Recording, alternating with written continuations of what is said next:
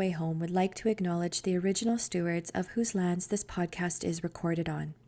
In York Region, we recognize we're on the traditional territories of the Wendat, the Haudenosaunee, and the Anishinaabe peoples, and that this is the treaty lands of the Mississaugas of the Credit. In Vancouver, we acknowledge that we are on the unceded territories of the Coast Salish peoples, the Musqueam, Squamish, and Tsleil-Waututh, whose presence on these lands continue to this day.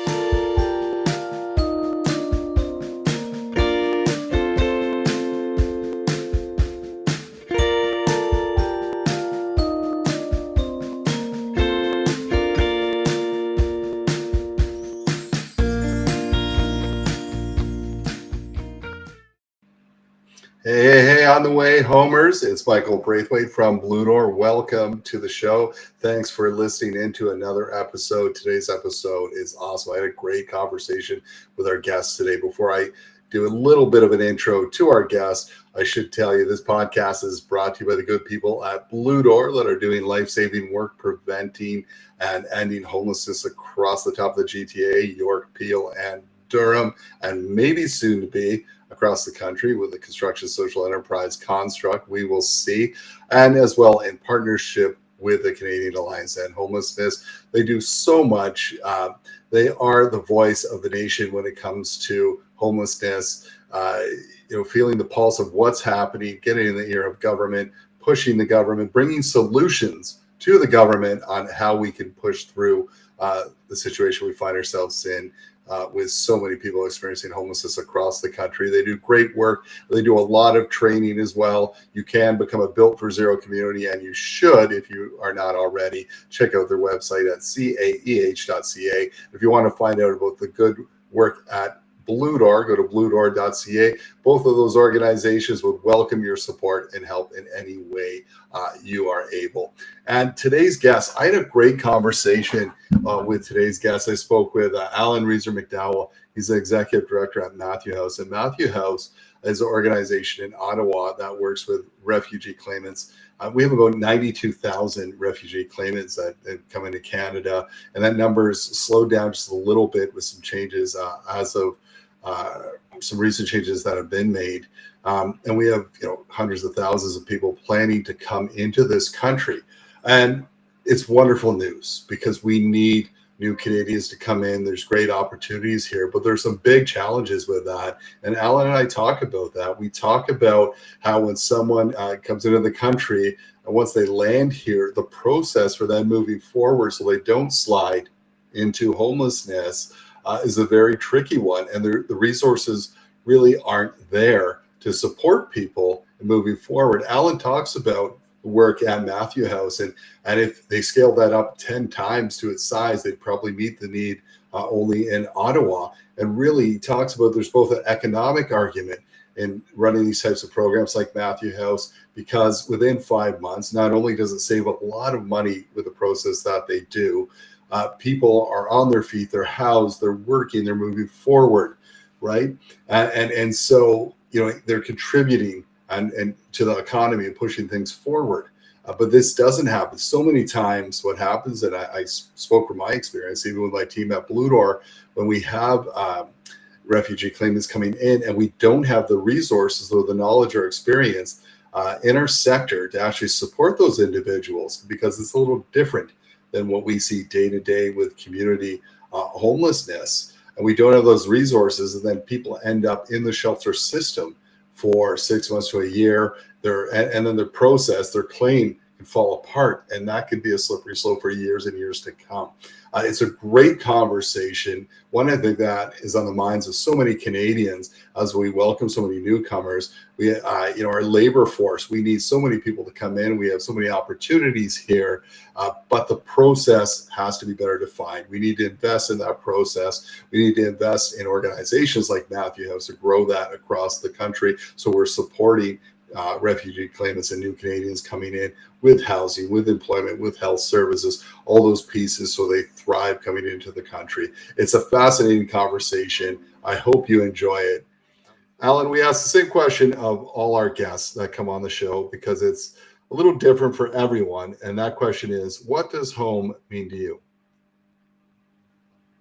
Yeah, the words that come to mind for me, and especially when I think about the work that we do at Matthew House, is welcome, safety, dignity, comfort, stability, and I would also say this is a bit of a longer than one word, but with people who have your best interests in mind surrounding you. That's wonderful, and I love that. And I love also that you included the word dignity in there, because quite often I find, anyways, across our country, sometimes we have that good enough philosophy where, we're like, all right, we've got to do something. Let's just get a better sleeping bag or a better tent, or let's just any old roof and four walls will Yeah. do. But then you mentioned that word dignity, and that's so important. It's not just housing; it's dignified housing. So thank you for that. We always like to learn a little bit more about our guests. If you could talk just a little bit about your journey into the sector, ending with your time at Matthew House, that would be wonderful. Yeah, I'm sure like many of your guests, sometimes it's quite meandering. So I grew up north of Toronto, and work-wise for me early on was very um, non-related to the work of Matthias in many ways. I was mowing lawns, working at my grandma's cafe in a farmer's market, worked in a deli and sort of like a chicken and egg stand for a long time. For many years, worked on a farm picking sweet corn and driving truck. Did some demo and construction, sold knives. So it was a lot of really random things for the first sort of 20 years of my life. And then I ended up getting interested in teaching, but instead of going to teachers college, decided I would try out working in a school as a teaching assistant, and realized very quickly that I guess you could say the schedule and bells ringing at very specific times didn't quite work with my personality. So ended up going a different direction, and ended up more in kind of international development work, and started out, I guess you could say, with university. A big introduction to that world was through some semesters that I spent abroad as part of my university, where I spent like a semester in the Middle East and then West Africa, and it kind of introduced me to a whole other world. Studied history, and then ended up in Haiti right after university, working in human rights, and I was sort of seconded as part of a larger international development agency. And anyway, long story short, my world shifted from sort of farming and picking corn to more working with people and thinking more internationally and globally. And um, the actual work for probably 13, 14 years at this larger international development agency was sort of a mix of program and communications and fundraising and a whole bunch of different things. And it wasn't all planned out, but in the end, what happened was it led to a whole series of different skill sets and interests that by the time the Matthew House job came up, I guess it's about 5 years ago, it just sort of fit. There was a huge, significant alignment between what Matthew House needed from an executive director and from what I was interested in, and also I think had built the skills to be able to fit into. So that's a bit of a, yeah, like I said, kind of a meandering journey to get there, but it's been fun, and I just love the work I'm doing at Matthew House now. That's awesome. And I think what that tells me about you is what's what we call a fortunate accident, that you ended up in this line of work, but it shows you have great work ethic. And we need that definitely in this sector. There's a lot of work to do. And I can see the fit, right? International development, great work ethic lands you in the work that we're going to talk about. Let's talk about Matthew House. Tell me a little bit about it. It's located in Ottawa. What do you guys do? What are you up to?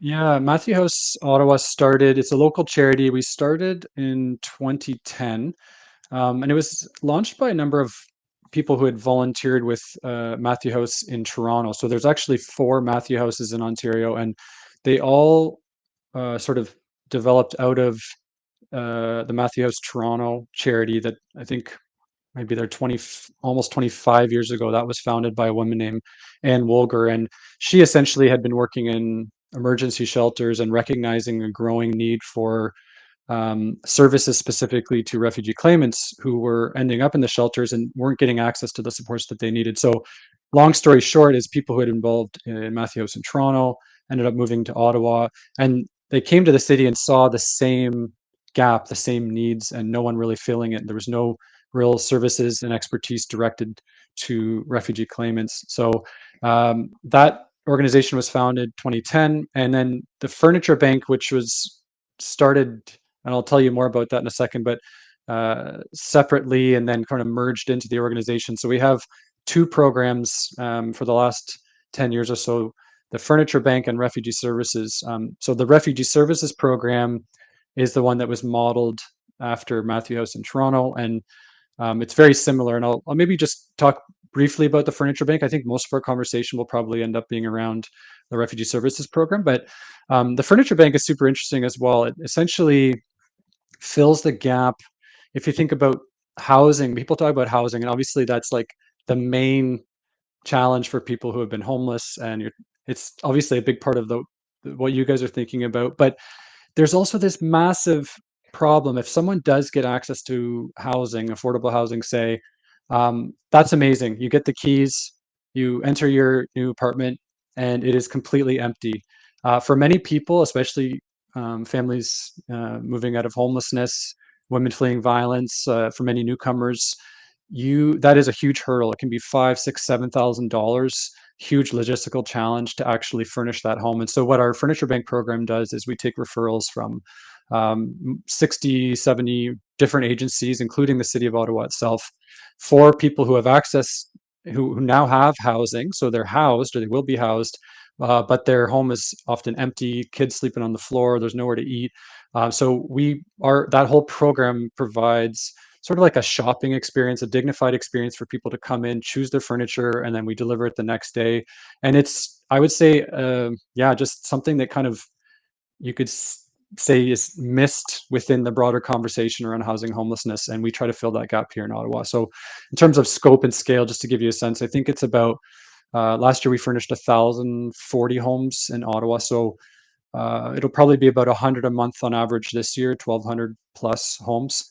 The demand is probably twice that in the sense of what we could do if we had the capacity, but it's as you can imagine, logistically it's a huge amount of work, and we just need a little bit more space to be able to do more.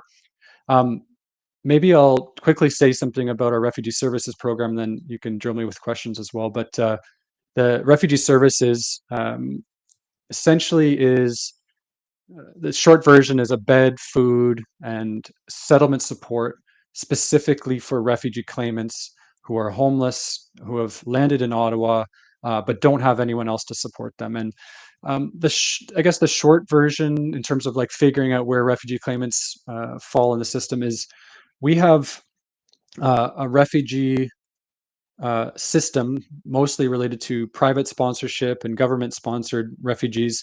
And all of those would be processed overseas by the UNHCR.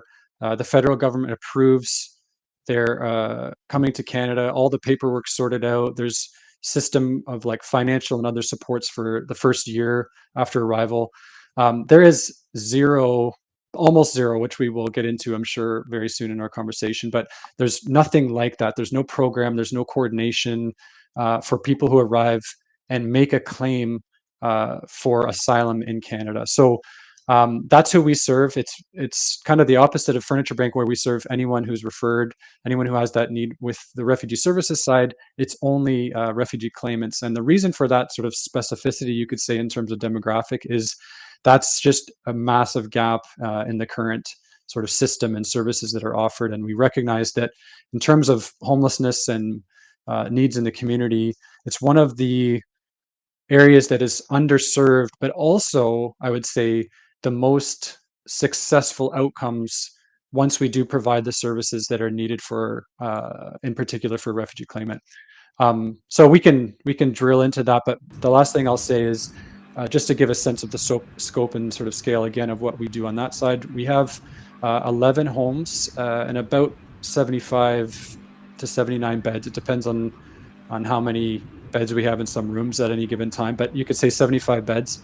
And typically, a resident who joins that program would stay with us for about 5 months until they've submitted their claim, they've got a work permit, We've helped them secure employment and longer term housing. So, um, yeah, I mean, we can drill into any of those areas, but that's a bit of an overview of those two programs and what we do at Matthew House.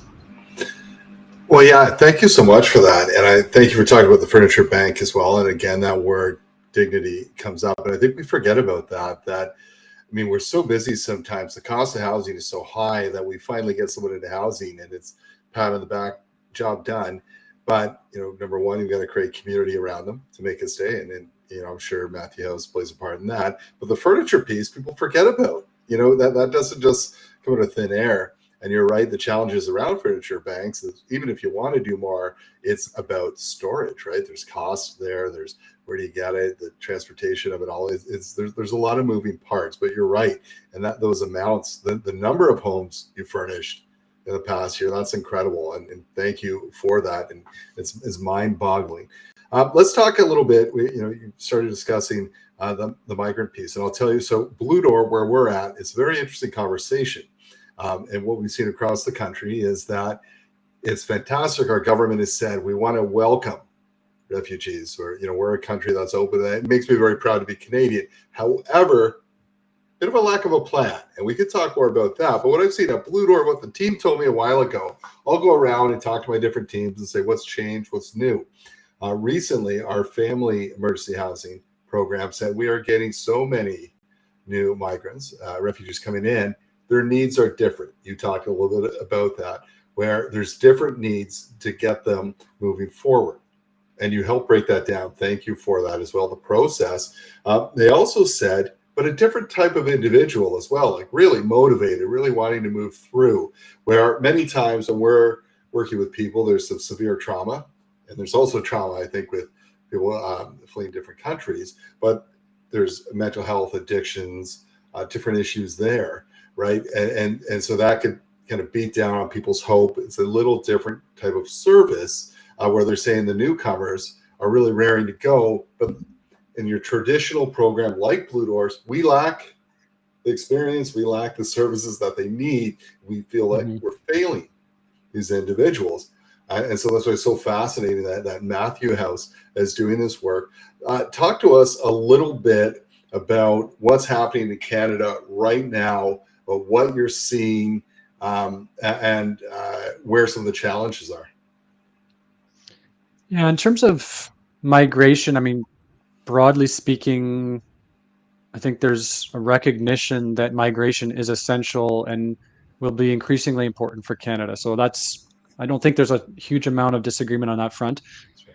One of the things that's interesting, and this is kind of as it relates to refugee claimants, and I'll circle back to this, but I think largely due to the fact that Canada geographically has been, in many ways quite isolated from global migration and over time, other than again through the refugee sponsorship when we sort of say, okay, you're arriving now, and here's who's coming in. We've had this idea that migration happens in a controlled bureaucratic process, and we're the ones, as Canada, the government decides when and how many people are coming. What we've seen the last while is an increase in the number and movement of forced migrants, and in particular, refugee claimants coming to Canada. It's not a huge number globally, but last year, just to give a sense, it's 90. I think it was 92,000 and maybe a few hundred more than that came as refugee claimants to Canada. About half of them irregularly. So this relates to some of the discussion around Roxham Road, and then that border, that stretch of the border being closed. So temporarily, I think we'll see a drop, and we have seen a drop in the arrivals of refugee claimants. But over time, it's quite likely that Canada will see an increasing number of refugee claimants who arrive, make a claim, and as you mentioned, there's currently there's no plan in place for what we do when they arrive. We have a plan, and for 5 decades, for instance, on the sponsorship side, there was a model that was developed called private sponsorship, where communities were kind of working with the federal government to support refugees who arrived. And that, I would say, program was so successful that other countries have even come to Canada to learn about that. There is nothing like that for refugee claimants.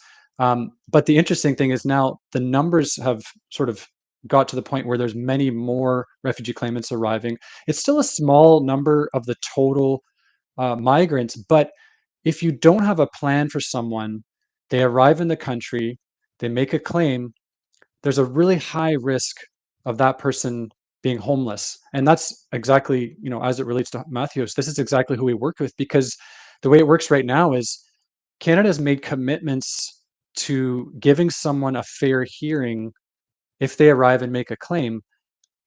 But that's kind of it. There's really nothing on the other side of that, sort of like, okay, well, you will have a chance to make your claim to the Immigration Refugee Board. Sometimes it can take 5 years, more than that, for that claim to be processed. So the question then is, well, what happens from that day of arrival until 5 years later? I mean, it's not always 5 years, but you can see how this can become a problem.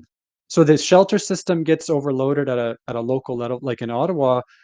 A big part of the growth in homelessness that's been seen here, and I think this is probably the case in a lot of cities, Toronto and Montreal, the homeless population that's most growing, the demographic, is refugee claimants and some other newcomers.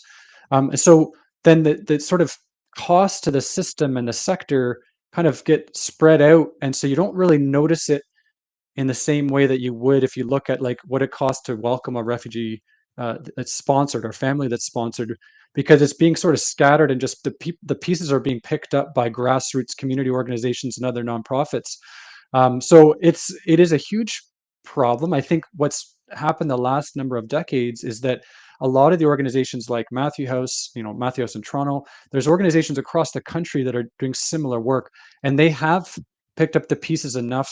There was enough capacity for the even tens of thousands sometimes of refugee claimants arriving. But all of a sudden, if that number doubles and there's 92,000, IRCC started busing refugee claimants across Ontario, Eastern Canada, outside of Quebec, because there was just all the services were being overwhelmed because there's no plan.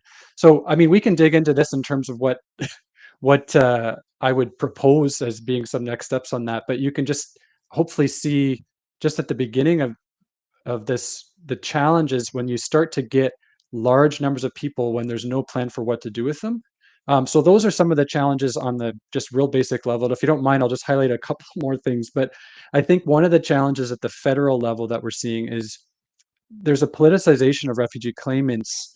Um, I think every few years you start to hear the term queue jumpers being thrown around in the media. Politicians will start using certain terms to rile up their base. That is a real concern, because what happens is there's real misunderstandings within the general population of who is sort of a legitimate refugee. And the fact is, there is an avenue for people who come and make a claim in Canada to be a refugee. That's not, I don't think, quite understood by a lot of people. Another concern that I think at the federal level we see is that the feds sort of don't want to touch a program or welcoming refugee claimants because they're concerned about pulling additional people beyond who had already come. And I think there's some validity to that concern. It's something that would have to be considered, but I think it hides and doesn't really address the bigger issue of the fact that there are 103 million forced migrants around the world, increasing mobility. And so likely, regardless of poll, we're going to see more refugee claimants arriving.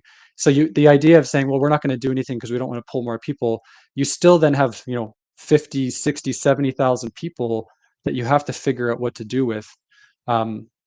Yeah, anyway, maybe I'll stop there because I don't want to go down too many rabbit holes before you drill down on any of the questions you want to focus on. But those are a few things that I see as challenges at the moment. No, they are big challenges. I remember going back about a year and a half ago, we had an individual on the show. And it was a great story. He was at school in the States and was to go back to his country after he got his master's. And meanwhile, war broke out in his country. And if he went back, he was going to be pulled into that. And he didn't want to. And he told the story of going to the border. And he was told he took a cab to the border and walked across. And he thought, here's where I get shot. That was his kind of thought. And then the Canadian guard walked up to him, told him what was going to happen if he stepped over. He said, you'll be And then he was welcomed into our country. And he said he just couldn't believe that military was actually friendly, and he was given a sandwich and taken care of. But then after that, he was put on a bus and into Toronto and into the youth shelter system. And he just couldn't believe how long it took him to work through that process on his Yeah. own without really understanding what the heck was going on. So that immediate feeling of, I'm in Canada, wow, what a welcoming country, then losing hope as you go through the system. And I don't have a home. This is a scary space. I don't understand so many things happening around me. I don't understand the system and that kind of thing. So, it was interesting hearing, and wasn't bitter. Well, like he was just telling me the facts. It was interesting to understand that, and the challenges too. I hear from the sector. We're saying, hey, look, we already have, in the GTA right now, we have 100,000 people or more on a waiting list for housing, and now we're adding more people to that. And I love what you were saying there about, we're like, oh, hold off. We have to take care of the people that are already facing a housing crisis. Why are we adding more? And you're saying that's, this is going to happen regardless. We have to plan for this and not just say we're going to stop, because that's not really an option. Let's talk about, help me understand and our listeners, someone lands at the door of Matthew House. What happens from there? Yeah. So what often happens in terms of, maybe I'll say how they get to the door in the first place. Typically, they get referred by caseworkers in the shelter system or the city of Ottawa. So someone finds out there's a refugee claimant in their shelter, they're newly arrived. The best place for them is Matthew House or a similar organization. So they'll call and say, hey, do you have any beds? A couple of years ago, we had one house and 8 beds. So mostly the answer was no, unfortunately, we don't have a bed. But we've been, I would say fairly quickly trying to expand our services because we recognize, kind of like what you just described with your friend, like people arrive, they're typically kind of in limbo unless they end up with someone who has an awareness of what those steps are, and or at least can direct them to an organization like a Matthew House Ottawa who knows what to do. They're often in limbo and they're stuck because it's quite complex, even for someone who grew up in Canada, speaks English or French, because you can get documents in either. But say you speak English or French fluently, you're familiar with all of the things technologically, you're smart, you're educated.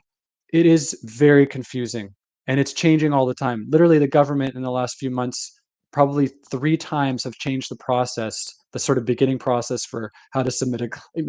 It's really crazy making. So you can imagine, you're traumatized. You may not speak English or French.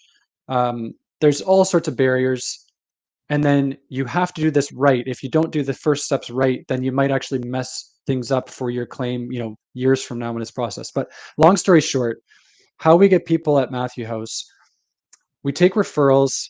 Once they arrive at our door, we do sort of like a full-blown personal check-in interview, to decide whether someone needs our services. Because worst case scenario is we fill our beds with people who don't actually need what we have to offer. So ideally for us, it's someone who's very new and they need a lot of the settlement support, not just a bed and food, but they need a lot of the settlement support kind of from the beginning. So you need to connect it to a lawyer, you need to get legal aid, submit your claim, get on Ontario Works, get a work permit, find a job, like all those steps.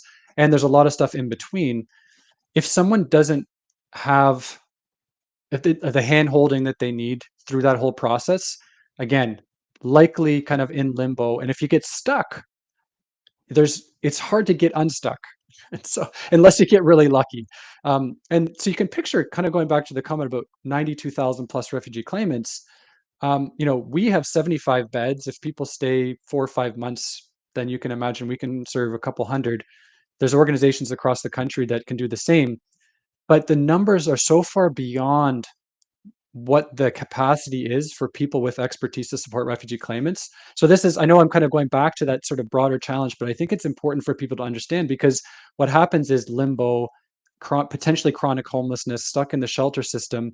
That is bad for everyone. And going back to your comment about, just accepting reality, I would say regardless of your politics, regardless of how much you care about people, refugees, like this is a reality. There's people. What are we going to do with them? And even at the most sort of basic level, even if you only want to look at it in terms of like, economy and jobs and things, and I'm obviously that's not where it stops for me.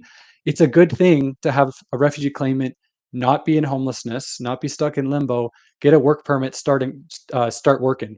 There are businesses all across the country that just need people to be working. So even at the most basic sort of economic level, it's a good thing. Um, yeah. Anyway, the last thing I'll say on this before I come back to your other questions is what we see is a very high success rate, and this is, you made a comment about this sort of highly motivated people who, once they get the support that they need, they're on their way. And that's what we see. Almost everyone who comes through our program, once they leave, they might check in with us every couple of months, every once, maybe sometimes even once a year or something like that. But they're mostly sustaining themselves, working, contributing their communities until their claim is processed. And most of them will stay in Canada permanently anyway. And so the best case scenario is right at the beginning, right when they arrive, get them out of homelessness on a path to sustaining themselves. And that's everything. All that we do is essentially to get people out of the homelessness path and onto sustaining themselves and contributing to their new communities. Yeah, I hear you on that. The quicker we do it, if we get them on that path right away, everyone wins. And you started touching on this, and I know quite often we hear in the news that we've got this massive labor shortage across the country. We need to bring in new people. We talked about challenges. There are many, but what are the opportunities? Yeah, well, I guess, ultimately, the way I see it is, I don't know. I mean, maybe it's not even that much more than that. Like we need people. Canada needs immigrants. So that's almost. I don't think there's many people that would say, shut the borders down completely. We don't need people. I think the numbers I heard recently is, we want half a million migrants per year. And interestingly, with refugee claimants, what we find is many, if not most, of the refugee claimants who arrive are quite highly skilled, quite highly educated. And so it's not just a situation where, and I think even on the basis of just compassionate, supporting people who need help, I think there's arguments there 100%. But if you go beyond there, it doesn't take long if someone's motivated, they're highly skilled, highly educated, to really quickly have people contributing. Like, so one example that I'll give in terms of where we've seen this is we've started a year ago, sort of as an enhancement to our refugee services program and a connection to our furniture bank. We created a education and training program at Matthew House, where what we provide is sort of like, I think it was 13 weeks of paid living wage employment at our furniture bank. And we had people coming through. Of the 13 participants last year, 11 completed the program, and I think 10 of the 11 of them were employed almost immediately after the program. Some of them were working in the federal government. One of them's working with Deloitte. Like, he had worked with Deloitte in West Africa, and now he's in Deloitte in Canada. Like, it's an incredible contribution almost immediately. It's not like, oh, next generation, you're going to have kids and they're going to be doctors and lawyers and whatever else. It's like, no, next month you're going to get your work permit, and then you're going to have a job, and you're going to be part of the community contributing. Like, I think it's almost like, I don't want to say a no-brainer, because I realize we have to talk through these things, but it's an immediate benefit to our community here in Ottawa for everyone who comes through the program. So I don't want to oversimplify it, but I would say it's like, from what we can see, it's, lower cost than the alternatives if people get stuck in homelessness. It's better outcomes on almost every level, and it's very short to get from homelessness to not homeless and sustaining themselves. So I don't know. I feel like when I talk like this, it's almost sounds too simple, but it's really, this is what we see. This is what we see every day. No, and listen, I mean, I was talking with my team today, even in our sector, and I don't know if it's the same at Matthew House, we've got a huge labor shortage, social services sector, every sector right now. If everyone who is working that could work in Canada went to work, we still wouldn't have enough. There'd still be vacancies. I think my HR director said she had heard it is the highest vacancy rate the country's ever had, right? In our labor force. So there's big challenges. There's also huge opportunities. What has to change? What do you think? What is the plan moving forward? If we're going to do this and do this right, what is the path forward? Yeah, actually, if you don't mind, I'm just going to answer or going to add one comment to the previous discussion around the HR challenges, because one of the benefits that I didn't mention that we saw specifically at Math House, and we'll come back to your next question, but when we started that training program, we were looking at it as benefiting the refugee claimants coming through our program.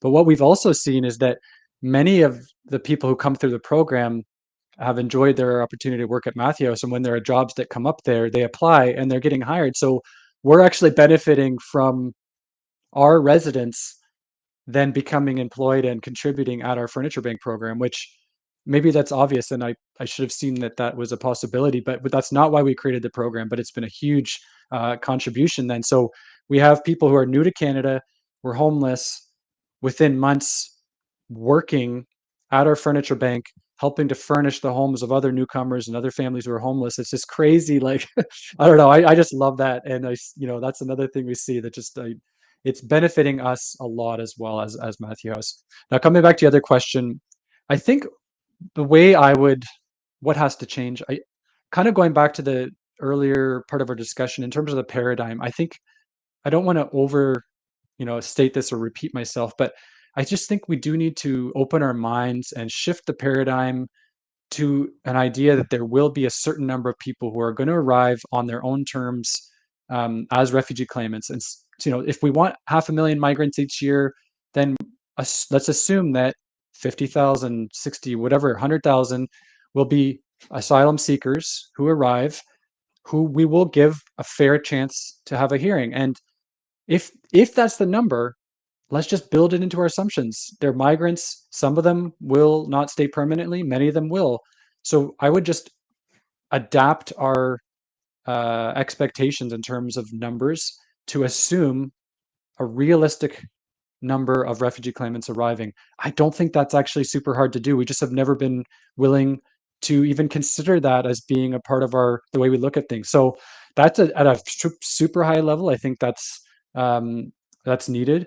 I would also say we need a basic model, and it's not necessarily similar to refugee sponsorship because it's not going to look like that per se, but just the concept of a model, a program, some kind of a coordination around how do we support a refugee claimant when they arrive? Because right now, what happens is people are often ending up in the shelters, or maybe they are not homeless, but they go to settlement agencies and other organizations that really don't have the expertise, don't know how to support them. And so there has to be successful models that scale up enough to be able to handle the capacity of refugee claimants arriving in the country. So here's an example kind of recently of some challenges that we saw. And obviously with the Roxham Road border being shut down and adjustments to safe third country agreement, which we probably won't have to get into, but long story short, there's a reduction in the number of asylum seekers who are coming, at least temporarily, but there's still going to be, 50, 60,000 people coming. What are we going to do with them? Temporarily, the last 6 months, IRCC was busing refugee claimants to different parts of the country. Some were outing and have ended up even in Halifax, um, in Niagara, in Windsor, here in Ottawa. I think in Cornwall, there's probably like almost 1,000 people. I don't know, maybe 800 or something. But unless they get the settlement support that they need, unless they give that people who actually know how to support them, they're probably going to be in the hotels for an extended period of time. They're going to be stuck in limbo. We have the same problem we talked about. So we really need to just accept that there are numbers of refugee claimants coming. What are we going to do? Matthew House is one example. There are a lot of other organizations that do this around the country. But up until now, there has been zero support, financially or otherwise, to help these organizations do their work and or scale up the work that's needed. And I don't think that's going to sustain us. That's not going to work going forward. So, one of the things I really do think that the feds have to take on is an acceptance that there needs to be some support, some model. Maybe it starts off with some pilot projects, but there needs to be an acceptance that this is something that the federal government has to take leadership on. Currently, what happens is um, there's sort of jurisdictional challenges where the feds say, well, this is a provincial issue, housing's provincial, or the province might point to the municipality and say, well, this is your problem. So no one has really taken any leadership. There's a lot of finger pointing and sort of saying, well, that's your problem. That can't go on. And ultimately, if we're going to deal with this in any sort of a reasonable way for the next decades to come, we have to just from now say, okay, we need to do something. Let's sit down, accept the new reality, look for programs that are successful. I mean, I think, as you know, I think Matthew House is a great example, but there are a lot of organizations that do this work. Let's find those, scale them up to the point where reasonably when people arrive in the country, we can actually, instead of just busing them to a hotel and hoping for the best, no, if we have the capacity, you could send someone to Matthew House, for instance, right? They don't even have to go to the shelter.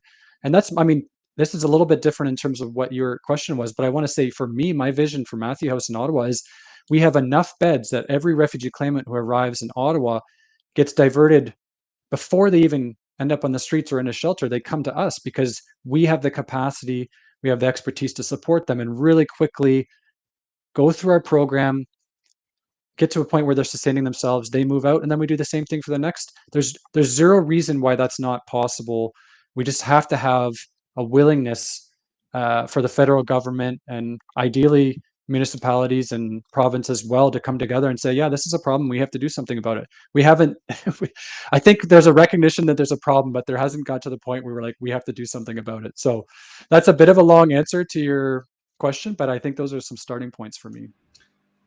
Well, I think sometimes what happens too is that we kind of fold a lot of different issues into one, where we'll say, hey, we have a housing crisis. Well, part of that housing crisis is we have a refugee crisis in a sense that, as we've talked about, the plan's not there. Right now, when you talk about government too, I don't, would you agree or disagree that it's actually an investment? Because if you put the resources into scaling what you're doing, you're going to save a ton of money on the back end, would you not, from shelters, from healthcare, from all these different things that people slide into the system. If you do it the Matthew House way, I'm going to call it that, where people are thriving because they're getting what they need. They're getting the jobs right away. They're getting steady incomes. They're not relying on the system. Would you agree with that? Yeah, I mean, let's just do some like back of the napkin calculations here. And obviously this is not going to be exact, but it gets an idea, I think, quickly at what you're saying, the sort of like 10x, 10 to 1, for every dollar invested. This, you could say, social return on investment, but Yeah. aside from even the social benefits, just the actual savings in purely financial terms. Um, in Ottawa, I don't know the exact numbers, but I think it's somewhere, around $70 a night per person. I think the province maybe covers 44 a night, but say it's $50 a night in a shelter. So 1,500 a month just for the shelter. Um, there's no, someone's usually stuck in limbo. So let's assume an average stay for a chronic homeless person. It could be many months, maybe 6, 10 months. So we're starting to get to the point where just the homeless shelter costs can be in the tens of thousands of dollars, right? And there's a lot of other things, health, other resources that are drawn on. The quality of that person's life is likely going down for every additional night they're in a shelter, emergency shelter. Whereas for us, I think we've sort of landed on an average cost of less than $1,000 per person right now. That's a bed, food, and all the settlements that support. So say they stay 5 months, that's $5,000. We've permanently diverted, likely, for the vast majority of the people who come through our program, permanently diverted from homelessness. They've got a job, they're working, they're paying taxes, they're helping businesses that need workers. So I mean, the sort of the directional difference on the chronic homeless path, the limbo versus the path of someone who comes through a program like ours, it's just mind-boggling. I would say, I don't know, 10 to 1, 20 to 1, like could it be 50? Like, I don't know. Like how would you actually calculate those numbers? But it's super obvious to me that any investment in refugee claimants is probably one of the lower cost anywhere in the homeless sector. And I don't know. Is it the best place to invest a dollar the federal government has? I don't know. Like, I just can't Well, imagine there being a much better deal out there. yeah, I would say, I mean, there's a huge economic, aside from everything you just said, the savings on the back end, if they slide into homelessness, they're going to contribute to the economy if they're working quicker, if they're paying rent, if they're doing like all that stuff, it makes sense. So there's a huge kind of economic argument, aside from like the human argument of everyone. If we're going to recognize housing as a human right, let's do that as soon as possible and make it as easy as possible moving forward. It's incredible work that you do. But just hypothetically, if someone opened up the vaults in Matthew House, like what I assume from what you told me, you're 100% full all the time. What do you think would like what? How big could you get to meet the need? Like how big do you need to get? Do you think? Well, yeah, and maybe I should have probably done this at the beginning, but let me just say a couple words about our model, how it currently. So what we do, everything's sort of in a family style atmosphere. So we currently are going through renting homes. We at Matthew House, we take the lease, and then we have residents that come through our program. They contribute rent to us if they can, although we don't, that's not a barrier to our service. So when someone first arrives, they're homeless, they don't have any way of paying. So they come in, they don't pay rent for a couple months. Once they get their claim submitted, they get Ontario Works, then we start getting a little bit of rent. I think it's 500 a month or something approximately that we charge. So it doesn't cover our cost, but it might cover half the cost. But regardless of that percentage, what we do is every chance that we can get a house, as long as mostly we can see ourselves covering the cost um, through some grants and fundraising and other things we do, we'll rent it because we know that we can fill that house next week. Like the demand is just so high for what we're doing, and the outcomes are so good that it's almost like crazy not to keep expanding. And it sounds expanding is not the right word because it's not like growth for growth's sake. It's really just that there's this massive need and no one is really meeting it. There's just so few organizations and people that are doing this work. And so, kind of answering your question, I guess, how far could we go? Like, if we have 4,000, or say we have 2,000 refugee claimants arriving in Ottawa, I think it's more than that, but just for the sake of the thought experiment here. So 2,000 refugee claimants arrive a year. If our average stay is 4 months, then every bed we can turn over 3 times. So then 2,000 divided by 3, 833 or 66, whatever number that is. So say 850 beds. So right now we have 75. So we would need to grow 10 times bigger than we are now. And then in theory, as long as the numbers don't keep going up, then every single person who arrives as a refugee claimant in Ottawa could come to Matthew House. Now, the good news is there are other organizations, a few that are doing this, and we're trying to encourage them to continue to expand as well. But I guess my point in saying that is that it's actually very doable. A house a month for us adds, 5 to 10 beds. So I don't know, give us 5 years and we probably could be there.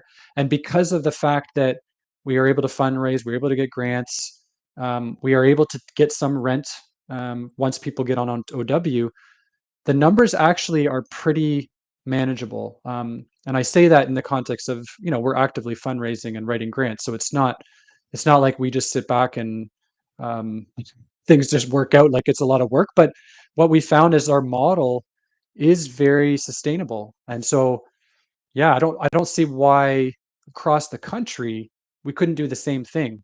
It's a simple enough model. And we can train other people to do this. There's no reason why we shouldn't have Matthew House type models in every city, family style atmosphere, spread around in different neighborhoods. It's not a big sort of refugee claimant ghetto anywhere. It's just family welcome, safe for a few months until people get on their feet, and it's very doable. And if the feds, especially if they supported this, which I know obviously I think they should, but I would say beyond just the current government, and I have had conversations with some in the Conservative Party about this as well, because I actually think any political party who's in charge, so say it's Conservatives in 2 years, whatever, there's an argument for them to do this work regardless of what they think about refugee claimants in general or welcoming refugees for purely humanitarian needs, there's an argument here financially, economically, for businesses that I think we can make for any government. Absolutely, absolutely, you can. And I think I need to talk to you about Matthew House expansion in the York region, because we don't have that. We have organizations that kind of your typical organization like Blue Door working with the 1.1 million people in the community across the region, but they're sent south into Toronto, which is an hour and a half away for all their needs. And they want to reside in the York region, right? We don't have that. So we'll talk more. You are doing incredible work, and we've heard maybe growth of 10 times to meet the need. If people want to help you try and meet that need, if they want to find out more about Matthew House, where do they go? How can they help? Yeah, well, I mean, I think probably the best place for people to go, if you search Matthew House Ottawa in your browser, or matthewhouseottawa.org, will take you to the website. My contact information is there. I don't know what you'll share with the notes, but feel free to put my LinkedIn or my email. Any of that stuff is fine. So if anyone wants to learn more about this model and wants to chat further, please just don't hesitate to reach out with me. I am super, as you can hopefully tell, very passionate about this. And I just, I just so believe that it, maybe I'll go back, and because you mentioned humanitarian, we've talked about the sort of financial, the economic, the humanitarian. I think the assumption is, and anyone who's concerned about homelessness and refugees, there's a humanitarian base there. But I think that's really interesting about this particular population is it goes so much far beyond that, right? It's not just like we're asking the government to do good. This makes so much sense on so many levels. So for people who do want to learn more, if they want to start Matthew Houses or other organizations doing this type of work, I can also connect you depending on where you are in the country. There are other organizations that we partner with and that we're sort of sister charities with that we can introduce you to as well. So, but for people who want to support this work, we welcome the support. Everything, most of what we do is based on the fundraising capacity that we're able to, the funds that we're able to raise. So we do welcome the support. And, I just want to say thanks, Michael, as well for your interest in this. Like, I know, I don't know, I think I don't want to sort of categorize newcomers and refugees and homeless people and sort of say, oh, this is more important. But I think refugee claimants really for many, many decades now have sort of just been below the radar for most people. And I think it's time that is no longer the case. So I just appreciate that you're willing to sort of give us some time to talk about, Mathios, obviously, but just more generally, the needs of refugee claimants, but also, as you've talked about, the opportunities before us. Because, yeah, I think the time has come for us to really tackle this as Canada, I guess you could say. Absolutely. It's an important conversation, Allan. I want to thank you and your team at Matthew House for all you're doing to help the hundreds of people, thousands of people over the years that you have. It's so important, and it's a conversation we need to have.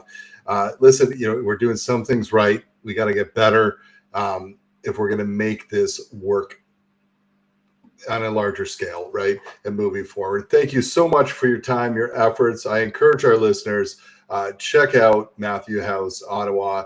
Put in your browser, Google them up. Talk with Allan if you want at Matthew House in your community, or want to learn about others who might be doing that work nearby or in your community, and give to the cause. You heard what Allan said. They could grow 10 times the size. I don't think he wants to do that tomorrow, but he would encourage growth because, hey, great things happen. Win, win, win, win. Awesome to have you on, Allan. Thank you so much for your time. Thank you. Appreciate it. Take care. Thanks, everyone. We'll see you next time on the way home.